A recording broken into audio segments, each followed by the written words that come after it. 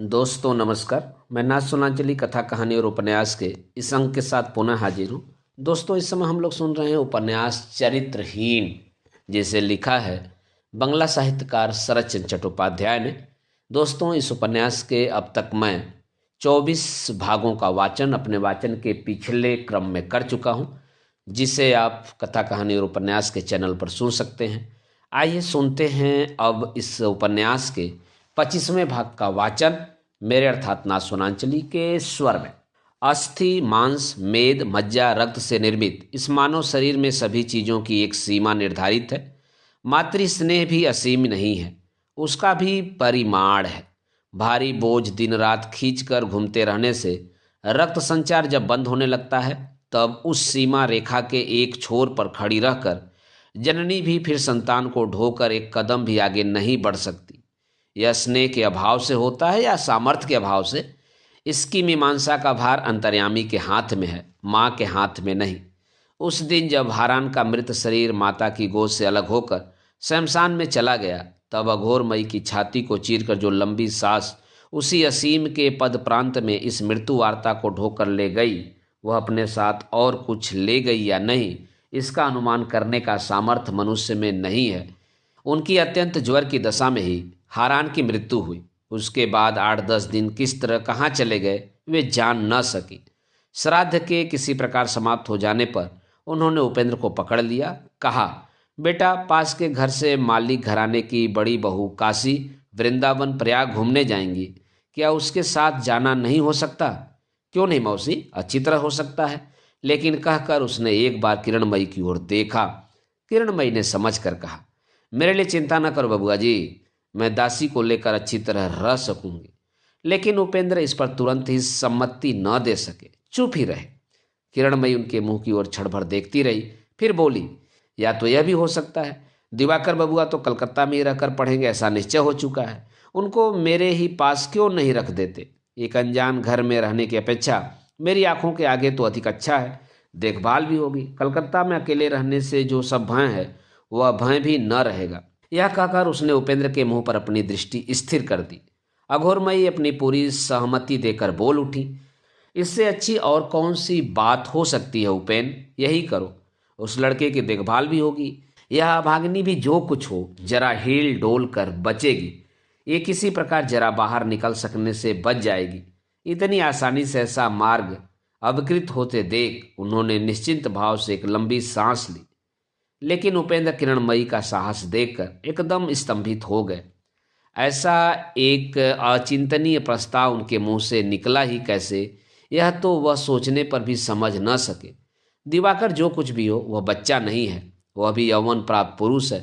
फिर भी इस परम रूपवती रमणी को अकेले इस निर्जन घर में ठीक मानो बच्चे की तरह उसका लालन पालन करने और सुयोग बना देने का हर प्रकार का दायित्व निसंकोच ग्रहण करने को तैयार देखकर उपेंद्र के मुंह से भली बुरी कोई बात नहीं निकली।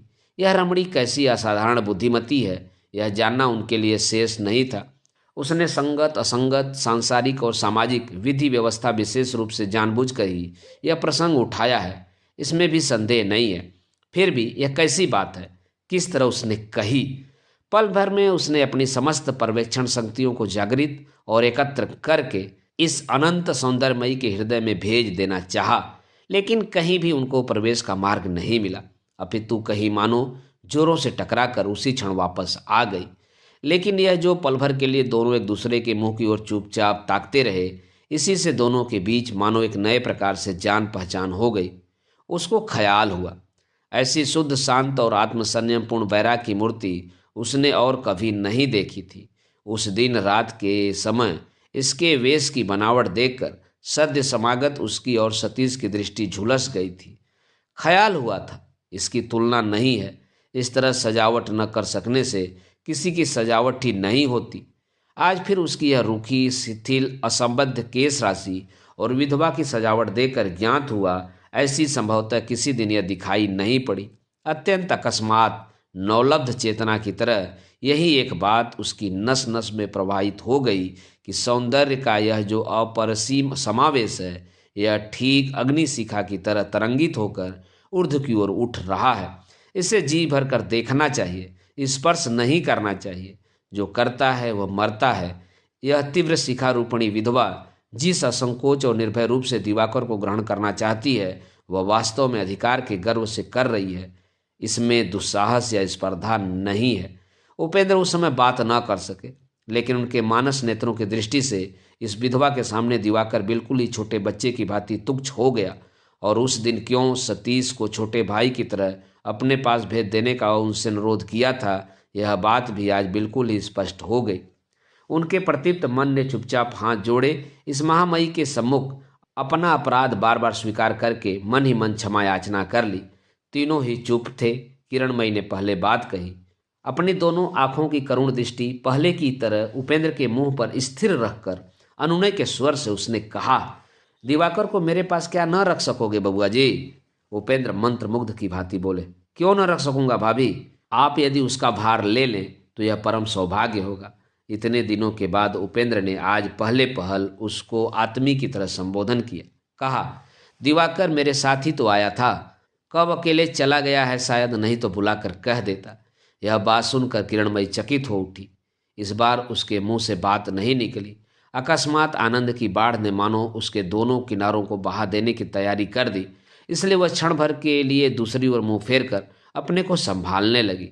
इतना थोड़ा सा आत्मीय संबोधन यह कितना है, किंतु इसी के लिए वह मानो कितने युगों से प्यासी थी, ऐसा उसे ज्ञात हुआ।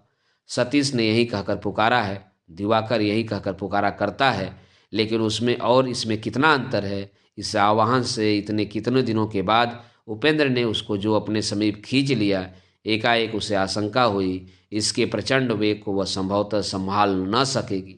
लेकिन इन लोगों की इस आकस्मिक मौनता से अघोरमयी सशंकित हो उठी। बोली, बेटा उपेन, तब तो मेरे जानने में कोई विघ्न नहीं है, लेकिन उस काम में तो अब देर नहीं है। मैं क्या इसी समय जाकर मल्लिक जी की बड़ी बहू को कह न आऊं? उपेंद्र किरणमयी की ओर एक बार दृष्टिपात करके बोले, मैंने तो कह दिया है मौसी, इसमें मुझे कोई आपत्ति नहीं है।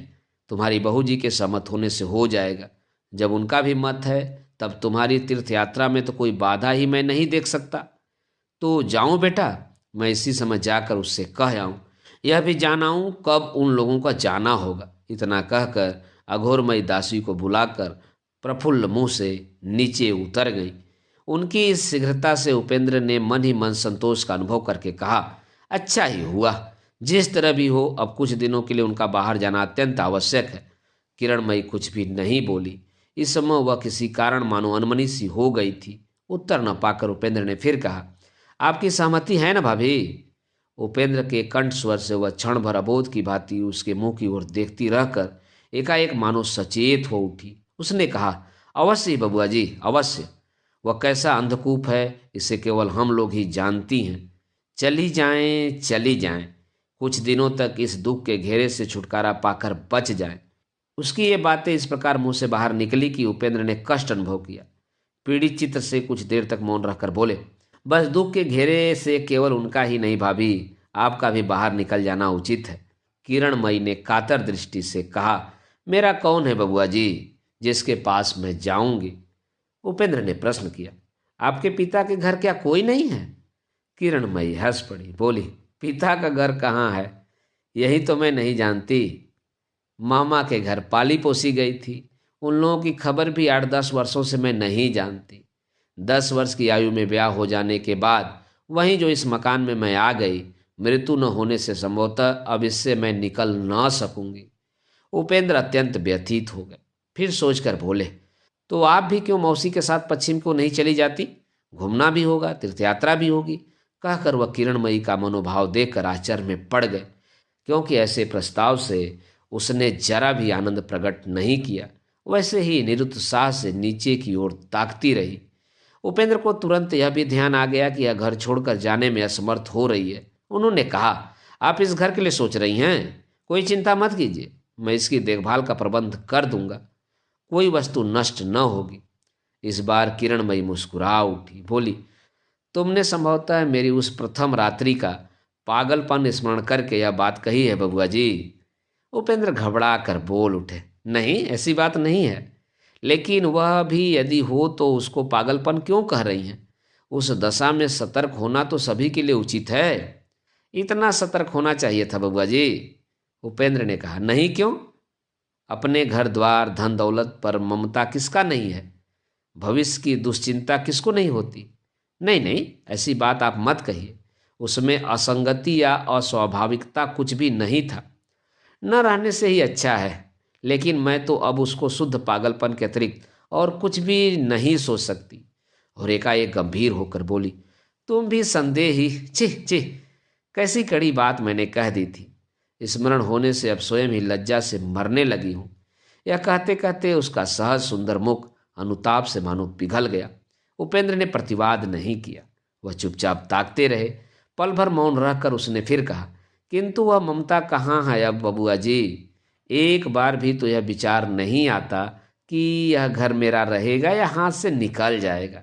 रहे तो रहे, न रहे तो चला जाए। सोचती हूँ मार्ग के वृक्षों के नीचे का स्थान तो कोई रोक न सकेगा, मुझे वहीं काफी होगा। उपेंद्र ने इसका भी प्रत्युत्तर नहीं दिया। सद्य विधवा के वैराग्य की इन थोड़ी सी बातों से उनका हृदय श्रद्धा तथा करुणा से लबालब भर उठा। किरणमयी ने कहा, मकान के लिए नहीं बबुआ जी, लेकिन माँ के साथ तीर्थ में जाने से भी क्या मैं शांति पाऊंगी? सुनती हूँ उन सब स्थानों में सर्वत्र ही तो बहुत से लोगों की भीड़ होती है। उपेंद्र ने गर्दन हिलाकर कहा, तीर्थ स्थान में तो लोगों की भीड़ होती ही है भाभी, लेकिन आपका और कुछ भले ही न हो, तीर्थ करना तो हो जाएगा। वह भी तो एक काम ही है। फिर किरणमयी उपेंद्र के मुंह की ओर देखकर मुस्कुरा पड़ी, लेकिन बोली नहीं। वह किस लिए हंस पड़ी उसका तात्पर्य समझ न सकने के कारण उपेंद्र संभवतः कुछ कहने जा रहे थे, लेकिन एकाएक आश्चर्य में पड़कर उन्होंने देखा पास के कमरे से दिवाकर निकल आया। तू क्या इतनी देर से उसी कमरे में था रे? किरणमयी ने कहा, दिवाकर बबुआ कृपा करके मेरी पुस्तकें ठीक से रख रहे थे, मैं तुमको बताना भूल गई थी। दिवाकर ने निकट आकर कहा, कितनी पुस्तकें कैसी दशा में हो गई हैं भाभी, लेकिन खोलकर देखने से ज्ञात होता है वह कितने यत्न से उन सबको पढ़ते थे। किरणमयी ने सहमति देकर कहा, सचमुच ही यही बात है, जिसको पढ़ना कहते हैं वह उसी तरह पढ़ते थे। तुम्हारे हाथ में वो कौन सी पुस्तक है बबुआ जी? दिवाकर ने लज्जित भाव से कहा, मैं संस्कृत नहीं जानता, फिर भी पढ़ने का प्रयास करूंगा। यह कठोपनिषद है।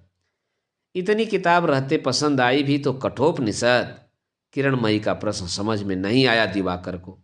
उसकी ओर जिज्ञासु दृष्टि से देखकर बोला, क्यों, इससे भी अच्छी कोई और किताब है क्या भाभी? शायद मेरे लिए अनाधिकार चर्चा है, समझ नहीं पाऊंगा, लेकिन यथासाध्य प्रयत्न तो करना चाहिए। जो समझ रहे हो वह बात नहीं है देवर जी, लेकिन इस तरह प्रयत्न करने लायक यह किताब नहीं है। हाँ, कहीं कहीं बुरी भी नहीं लगती। कोई कामकाज न हो तो आत्मा वात्मा के नाना रूपों की नई नई कहानियां पढ़ने से समय कट जाता है, बस और कुछ नहीं। सुनकर दिवाकर का चेहरा पीला पड़ गया। बोला, यह क्या कह रही हैं भाभी आप? कहते हैं उपनिषद वेद हैं, इनका हर अक्षर अभ्रांत सत्य है। उसका विस्मय देखकर किरणमयी को हंसी आ गई। बोली, कोई धर्म ग्रंथ अभ्रांत सत्य नहीं हो सकता। वेद भी धर्म ग्रंथ है, उसमें भी मिथ्या का भाव नहीं है। दोनों कानों में उंगली डालकर जोर से सिर हिलाते हुए बोला, मिथ्या है वेद? बस बस, आगे मत बोलिएगा, सुनना भी पाप है। कहा वक़्त है वेद वाक्य, यह क्या मनुष्य रचित है जो मिथ्या होंगे? ये तो वेद हैं वेद। उसकी यह हालत देखकर किरणमयी खिलखिलाकर हंस पड़ी। कानों से उंगली निकालकर अपनी उत्तेजना पर लज्जित होते हुए दिवाकर ने कहा, सचमुच पाप है भाभी, वेद भी कभी मिथ्या हो सकते हैं? ये क्या बेकार के धर्म ग्रंथ हैं जिनमें लोग शिवोक्ति कहकर अपनी तरफ से 2-4 श्लोक और गढ़ी हुई 10 कहानियां जोड़ देते हैं? वेद का मतलब ही है साक्षात सत्य। सहसा किरणमयी भी एकदम गंभीर हो गई। बोली, क्या मालूम देवर जी, मैंने तो जो उनसे सुना था वही कहा, लेकिन तुमने भी तो अभी अभी स्वीकार किया कि धर्म ग्रंथों में शिवोक्ति कहकर बहुत कुछ झूठा जोड़ा गया है। कुछ दिन पहले दिवाकर ने एक मासिक पत्रिका में पुराण संबंधी समालोचना पढ़ी थी, अतः मानते हुए बोला, बहुत बुरी बात है, परंतु धर्म ग्रंथों में प्रसिद्ध अंश काफ़ी हैं, इसे अस्वीकार नहीं किया जा सकता। लेकिन झूठ ज्यादा दिन तक नहीं चलता भाभी, पकड़ा जाता है। कैसे पकड़ा जाता है? किरणमयी ने पूछा। यह तो मुझे अच्छी तरह नहीं मालूम, पर जो मिथ्या है उसकी बारीकी से आलोचना करते ही पंडित को पता चल जाता है कि कौन सा सत्य है, कौन सा मिथ्या, क्या असल है और क्या प्रचित। लेकिन इस कारण आप वेद को सत्य न माने, यह ठीक नहीं है। उपेंद्र अब तक एक शब्द भी नहीं बोले थे। किरणमयी के क्रूर परिहासों का तात्पर्य न समझ पाकर चुप बैठे तर्क वितर्क सुन रहे थे। उनकी ओर कटाक्ष फेंक कर हंसी रोकते हुए गंभीर बनकर किरणमयी ने दिवाकर से कहा, देवर जी, मैंने एक धर्मशास्त्र में पढ़ा था कि एक ब्राह्मण का लड़का यम से मिलने गया। जब वह पहुंचा, यम घर में नहीं थे, शायद ससुराल गए हुए थे।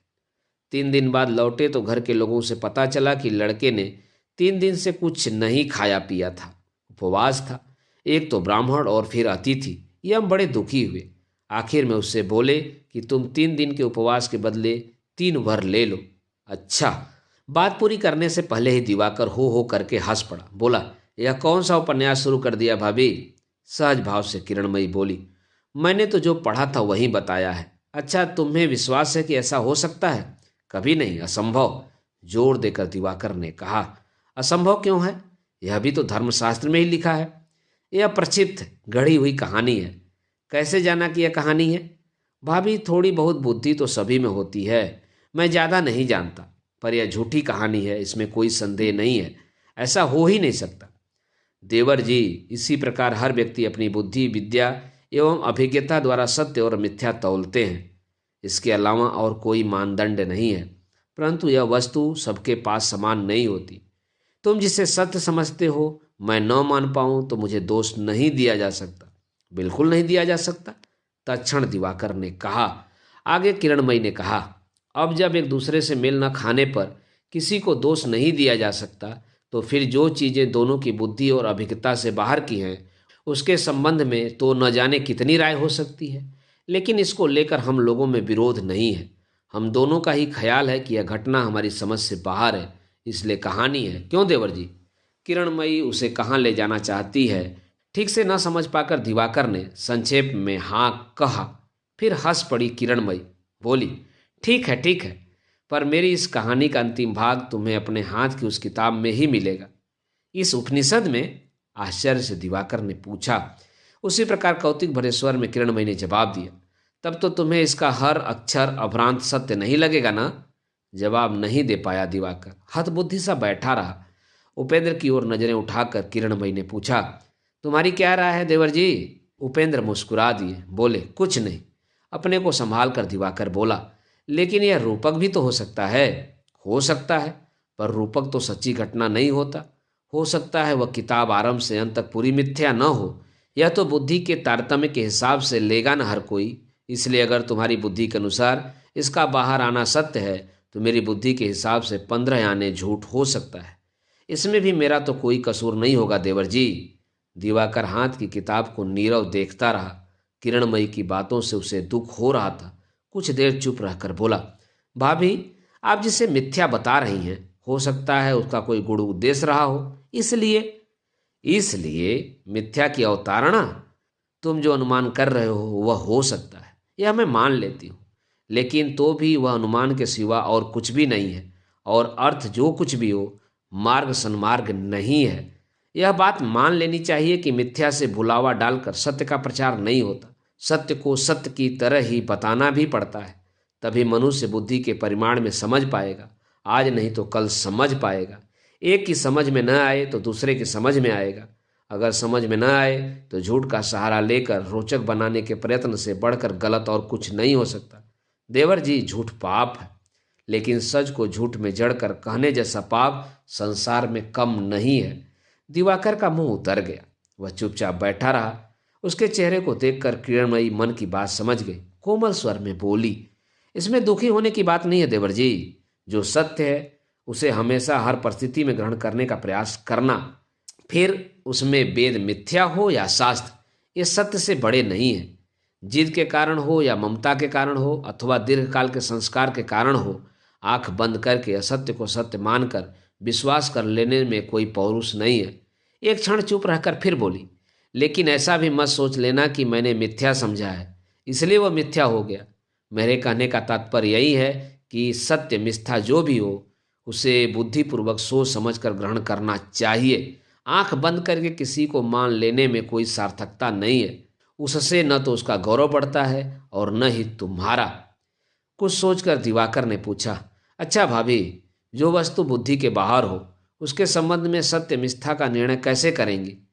तुरंत उत्तर देते हुए किरणमयी ने कहा, कोई निर्णय नहीं करूंगी। जो बुद्धि के बाहर होगा उसका त्याग कर दूंगी। मुंह से अव्यक्त, अबोध, अज्ञेय कहकर व्यवहार में उसी को जानने कहने की चेष्टा कभी नहीं करूंगी, और जो करेंगे उन्हें भी बर्दाश्त नहीं करूंगी। तुमने यह सारी किताबें नहीं पढ़ी देवर जी। पढ़ोगे तो देखोगे कि सर्वत्र यही चेष्टा और यही जिद है। जहां देखो जोर जबरदस्ती। जिस मुंह से एक बार कहा कि समझा नहीं जा सकता, उसी मुंह से जरा आगे ऐसी बातें कही हैं जैसे अभी सब कुछ अपनी आंखों से देख कर आ रहे हो। जिसकी किसी भी तरह उपलब्धि न हो पाने की बात कही है, उसी उपलब्धि के लिए पन्ने पर पन्ने रंग डाले गए हैं, पोथी पर पोथी लिख डाली गई है। क्यों? जिस मनुष्य ने जीवन में कभी लाल रंग नहीं देखा, उसे क्या मुंह से समझाया जा सकता है कि लाल क्या है? और न समझने पर, न मानने पर क्रोध, साप और भय दिखाने की सीमा नहीं रहती। बस बड़ी बड़ी बातों के दांव पेच, निर्गुण, निराकार, निर्लिप्त, निर्विकार, कोरी बातें हैं सब। कोई मतलब नहीं है इनका। और अगर कोई अर्थ है तो बस इतना ही कि जिन्होंने यह सारी बातें आविष्कृत की हैं, प्राक्रांतर में उन्होंने ही कहा है कि इस विषय में किसी को रंच मात्र चिंता नहीं करनी चाहिए। सब निष्फल है, निरर्थक श्रम है। दिवाकर बड़ी देर तक मौन रहा। उसके बाद उसने धीरे धीरे कहा, भाभी, आप आत्मा को नहीं मानती? नहीं। क्यों? झूठी बात होने के कारण। इसके अतिरिक्त ऐसा दंभ मुझे नहीं है कि सब कुछ का नाश हो ही जाएगा। केवल मेरे इस महामूल्य मैं का किसी दिन ध्वंस न होगा, ऐसी कामना भी मैं नहीं करती कि मेरा यह मैं बचा रहे। अच्छा ईश्वर, उनको भी क्या आप स्वीकार नहीं करती? किरणमयी ने हंसकर कहा, इतना डर कर क्यों कह रहे हो बबुआ जी? इसमें डर की बात कुछ भी नहीं है। नहीं, मैं अस्वीकार भी नहीं करती। प्रगाढ़ अंधकार में प्रकाश की क्षीण रेखा दिखाई पड़ी। उसने पूछा, आप उस बारे में क्या सोचती हैं? किरणमयी ने कहा, जिस वस्तु को अज्ञेय मान लिया उसके बारे में सोचा नहीं जाता। मैं सोचती भी नहीं। वस्तुतः तो अचिंतनीय की चिंता कैसे कर सकती हूँ, इसलिए असंभव को संभव बनाने का कभी प्रयत्न नहीं करती। किसी चीज को बढ़ाकर बड़ा बनाया जा सकता है, बढ़ाने से वह और बड़ा बन सकता है, यह भी जानती हूँ। लेकिन उसे खींच तान कर अनंत बनाया जा सकता है, ऐसी गलती मैं नहीं करती। तो क्या उनको सोचा भी नहीं जाता? सोचा जाता है बबुआ जी, छोटा बनाकर सोचा जाता है। मनुष्य के दोष गुण को एक में मिलाकर छोटा मोटा देवता मानकर निरक्षर लोग जिस तरह भक्ति भाव से सोचते हैं, उसी तरह केवल सोचा जाता है। नहीं तो ज्ञान के अभिमान से ब्रह्म बनकर जो लोग सोचना चाहते हैं, वे केवल अपने को धोखा देते हैं। लेकिन आज और नहीं, ये सब बातें किसी दूसरे दिन होंगी। उपेंद्र के मुंह की ओर देखकर हंसते हुए मुख से बोली, लेकिन बबुआ जी बड़े सयाने हो। हम लोगों ने झोंक में आकर तर्क वितर्क किया और तुमने अपने को बिल्कुल ही बचा रखा। मैं जानती हूँ तुम सब कुछ जानते हो, लेकिन मन की एक बात भी तुमने किसी को जानने न दी। उपेंद्र हंस पड़े। उन्होंने कहा, नहीं भाभी, मैं इस संबंध में बिल्कुल ही महामूर्ख हूँ। मैं स्तंभित होकर केवल आपकी बातें ही सुन रहा था। किरणमयी ने हंसकर कहा, व्यंग कर रहे हो बबुआ जी? नहीं भाभी, सच्ची बात ही कह रहा हूँ। लेकिन सोचता हूँ अपनी इस थोड़ी सी उम्र में आप इतना कब पढ़ गई, इतना सोचा भी कब? प्रशंसा सुनकर किरणमयी का अंतःकरण आनंद से, गर्व से उच्छ्वसित हो उठा। लेकिन उसका दमन करके विनय के साथ उसने कहा, नहीं, यह बात मत कहो बबुआ जी। मैं भी महामूर्ख हूँ, कुछ भी नहीं जानती। केवल इतना ही अवश्य जान गई हूँ कि कुछ जान लेने का उपाय नहीं है। इसलिए इन सब शास्त्रों की दंभपूर्ण युक्ति देखने से ही मेरे शरीर में आग लग जाती है। किसी प्रकार भी अपने आप को फिर संभाल कर नहीं रख सकती। बस यही ख्याल रहता है कि तुम भी नहीं जानते, मैं भी नहीं जानती। फिर इतना विधि निषेध, इतना झूठ क्यों? सारी बातों में भगवान उनके माध्यम से काम करते हैं। यह दम्भ भरा अनुशासन, सोते जागते, उठते बैठते, खाते पीते भगवान की दुहाई और धर्म का डर। क्यों कोई तुमसे कहे ऐसे उठो वैसे उठो, और उस पर हिम्मत यह कि कहीं किसी चीज का कारण तक बताने की जरूरत नहीं समझी।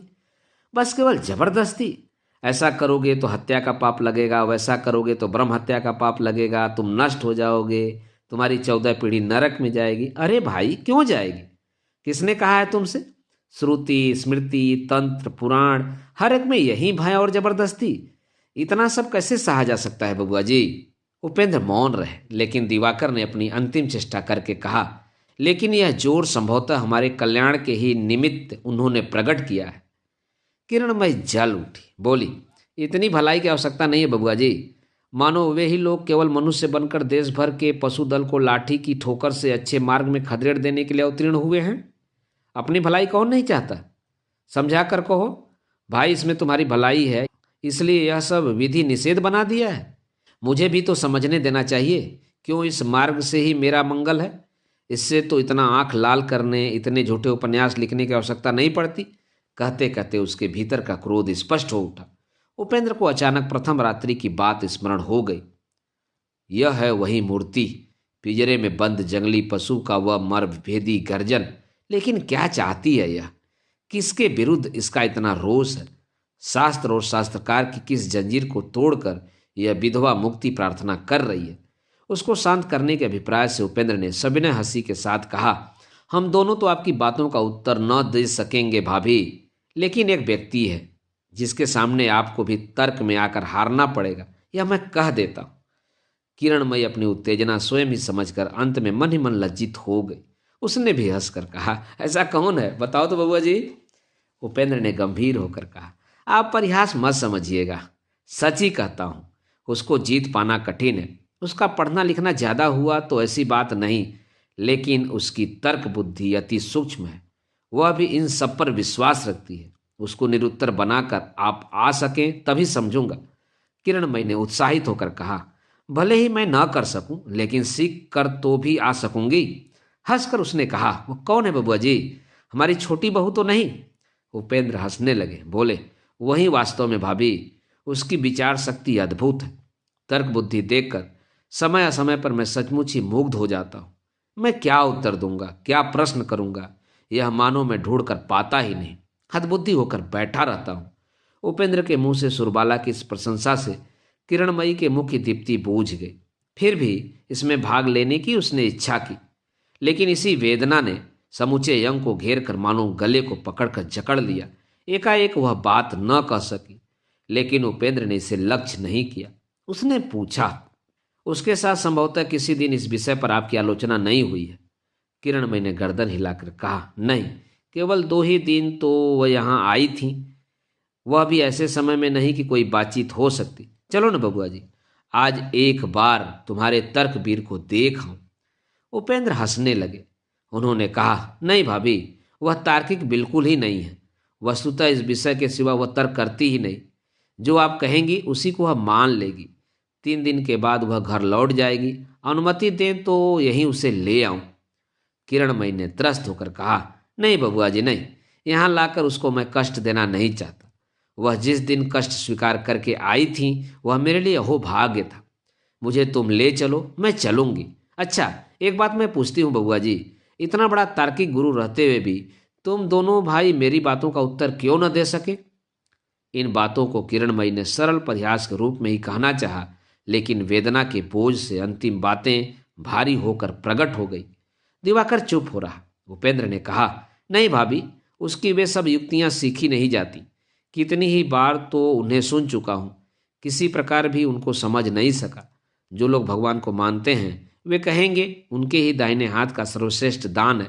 सच कहता हूँ भाभी, अनेक बार मुझे ईर्षा हुई कि इनके सहस्र भागों का एक भाग भी यदि मैं पा जाता तो उस दशा में धन्य हो जाता।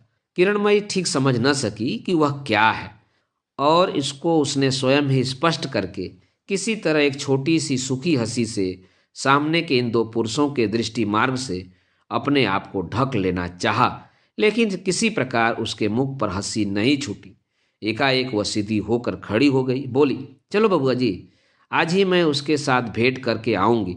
तुमको भी जिसके लिए ईर्ष्या होती है वह दुर्लभ वस्तु क्या है, उसको देखे बिना मैं किसी प्रकार भी चैन न पाऊंगी। उसके आग्रह की अधिकता देखकर उपेंद्र किसी प्रकार भी हंसी को दबा कर न रख सके। किरणमयी ईर्षा से इतनी आच्छन्न न हो गई होती तो उनकी इतनी देर की छिपी हुई गंभीरता पल भर में पकड़ ले सकती थी, लेकिन उस ओर उसकी दृष्टि ही नहीं थी। उसने कहा, नहीं बबुआ जी, तुम्हारे पैरों पड़ती हूँ, मुझे ले चलो। उपेंद्र घबराकर दोनों हाथों से माथा छू कर कहा, छी छी, ऐसी बात मुंह से आप मत निकालिए भाभी। आप उम्र में छोटी होने पर भी मेरी पूजनिया हैं। अच्छी बात तो है मौसी वापस आ जाएं। चलिए आज ही आपको ले चलूंगा। दोस्तों अभी आप सुन रहे थे उपन्यास चरित्रहीन के 25वें भाग का वाचन मेरे अर्थात ना सोनांचली के स्वर में। दोस्तों इस उपन्यास के आगे के भागों का वाचन आप मेरे वाचन के अगले क्रम में सुन सकते हैं। तो जुड़े रहिए कथा कहानी और उपन्यास के साथ। नमस्कार, धन्यवाद।